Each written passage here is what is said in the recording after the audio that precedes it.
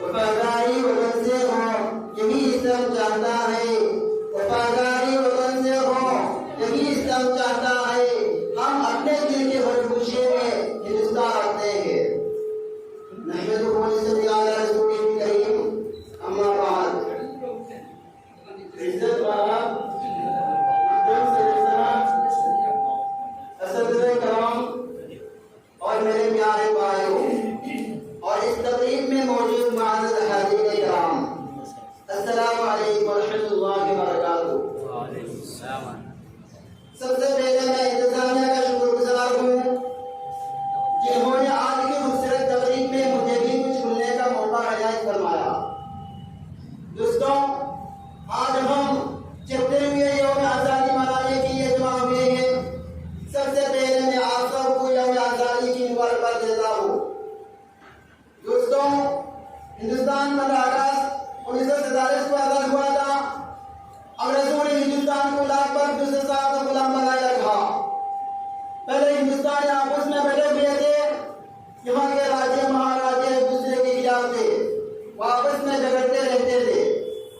بہت سے راجے عوام پر بھی ظلم کرتے تھے، اس سے عوام بھی بادشاہوں کے خلاف تھے۔ انگریزوں نے ہندوستانیوں کے آپسی پھوٹ کا فائدہ اٹھایا اور آہستہ آہستہ سارے ہندوستان پر قبضہ کر لیا۔ وہ تو ہندوستان میں تجارت کی غرض سے آئے تھے، مگر یہاں اپنی حکومت قائم کر لی۔ جب انگریزوں نے کہا کہ اب ہندوستان پر پوری طرح قابض ہو گئے ہیں، تو انہوں نے یہاں لوٹنا شروع کر دی اور یہاں کے اعلیٰ کاریگروں کو ختم کر کے رکھ دیا۔ وہ ہندوستان سے خام مال انگلینڈ لے جاتے تھے اور پھر وہاں کے کارخانوں میں تیار کر کے بہت مہنگے داموں میں ہندوستانیوں کے ہاتھ فروخت کرتے تھے اور بہت سا روپیہ اپنے تنخواہ کی شکل میں لے لیتے تھے۔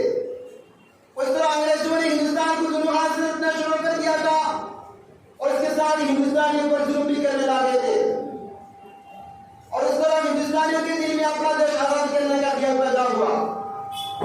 ہندوستانیوں نے اپنی آزادی کی پہلی جنگ 1857 میں لڑی، جسے انگریزوں نے غدر کا نام دیا، لیکن چند وجوہات کی وجہ سے ہماری یہ جنگ کامیاب نہ ہوئی اور فتح ہونے کے بعد انگریزوں نے پہلے سے بھی زیادہ ظلم کرنے شروع کر دیے، مگر 30-40 سال خاموش رہنے کے بعد ہندوستانیوں نے آزادی کے لیے دوبارہ جدوجہد شروع کر دی۔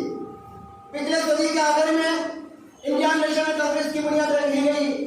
بعد میں مہاتما گاندھی بھی اس تحریک میں شامل ہو گئے۔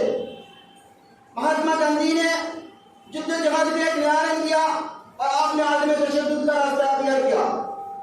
دوستوں، مہاتما گاندھی کی شخصیت سے متاثر ہو کر علی بردان، پنڈت موتی لال نہرو، حکیم احمد خان، ڈاکٹر انصاری، پنڈت جواہر لال نہرو، شیخ عبداللہ، جے پرکاش نارائن، ماسٹر تارا سنگھ، ڈاکٹر ذاکر حسین، اور اسی طرح شاہ عبدالعزیز محدث دہلوی رحمۃ اللہ علیہ، حضرت محمود حسن دیوبندی رحمۃ اللہ علیہ، الحاج امداد اللہ مہاجر مکی رحمۃ اللہ علیہ، حضرت رشید احمد گنجوی رحمۃ اللہ علیہ، حضرت شاہ عطا اللہ رحمۃ اللہ علیہ، حضرت عبید اللہ سندھی رحمۃ اللہ علیہ جیسے کبھی علماء نے بھی تحریک آزادی میں اہم مطالعہ کیا۔